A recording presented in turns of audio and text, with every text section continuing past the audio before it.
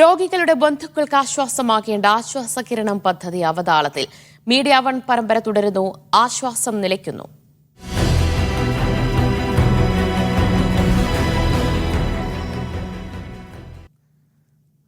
ആശ്വാസകിരണം ധനസഹായം മുടങ്ങിയതിന് പുറമെ പല അപേക്ഷകരെയും പദ്ധതിയിൽ നിന്ന് ഒഴിവാക്കിയതായും പരാതി. 2018 ശേഷം അപേക്ഷിച്ചവരെയൊന്നും പദ്ധതിയിൽ ഉൾപ്പെടുത്തിയിട്ടില്ല. മീഡിയ വൺ പരമ്പര തുടരുന്നു. ആശ്വാസം നിലയ്ക്കുന്നു. ഭിന്നശേഷിക്കാരിയായ മകളെ പരിചരിക്കുന്നതിനുള്ള ആശ്വാസകിരണം 2018 വരെ കോഴിക്കോട് പന്തീരങ്കാവ് സ്വദേശി പുതിയടത്ത് മീത്തൽ റസീനയ്ക്ക് ലഭിച്ചതാണ്. പിന്നീട് അത് കിട്ടാതായി. എന്താണെന്ന് അന്വേഷിച്ചപ്പോൾ വീണ്ടും അപേക്ഷ നൽകാനായിരുന്നു പറഞ്ഞത്. ലൈഫ് സർട്ടിഫിക്കറ്റും മറ്റ് രേഖകളും അടക്കമുള്ള അപേക്ഷ പലതവണ നൽകിയെന്ന് റസീന പറയുന്നു. റസീനയുടെ ഭർത്താവും മാനസിക വെല്ലുവിളി നേരിടുന്ന ആളാണ്. രണ്ടുപേരെയും പരിചരിക്കേണ്ടതിനാൽ ജോലികൾക്കൊന്നും തന്നെ പോകാൻ സാധിക്കില്ല. രണ്ടാൾക്കുള്ള ആശ്വാസകിരനെ ഒരിക്കലും കിട്ടുന്നില്ല. ഇപ്പോൾ കുറേ ആയി കിട്ടാതെ മൂപ്പർക്ക് ആശ്വാസകിരനെ കിട്ടിയിട്ടില്ല. 6 മാസം കൂടുമ്പോൾ പുതുക്കണം എന്ന് പറഞ്ഞാൽ അതിൽ ഞങ്ങൾ ബാങ്ക് അക്കൗണ്ട് ഈ ഫോമുകളൊക്കെ പൂരിപ്പിച്ച് എല്ലാം പുതുക്കി കൊടുക്കാറുണ്ട്. എന്നിട്ടും വന്നിട്ടില്ല. ഞങ്ങൾ ഫോൺ ചെയ്യലുണ്ട്.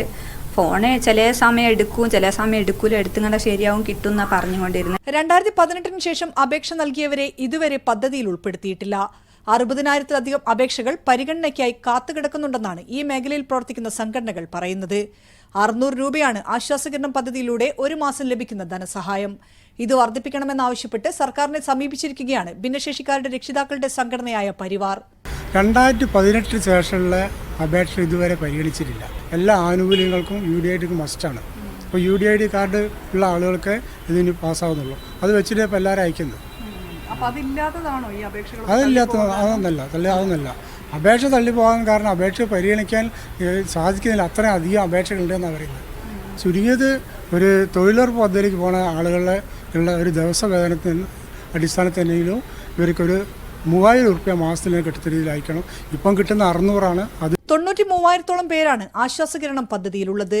സാമ്പത്തിക പ്രതിസന്ധിയാണ് പുതിയ അപേക്ഷകൾ പരിഗണിക്കാത്തതിന് കാരണമെന്നാണ് അറിയുന്നത്. നിലവിലുള്ള ഗുണഭോക്താക്കൾക്ക് ധനസഹായം മുടങ്ങിയതിനും കാരണം ഇതുതന്നെ.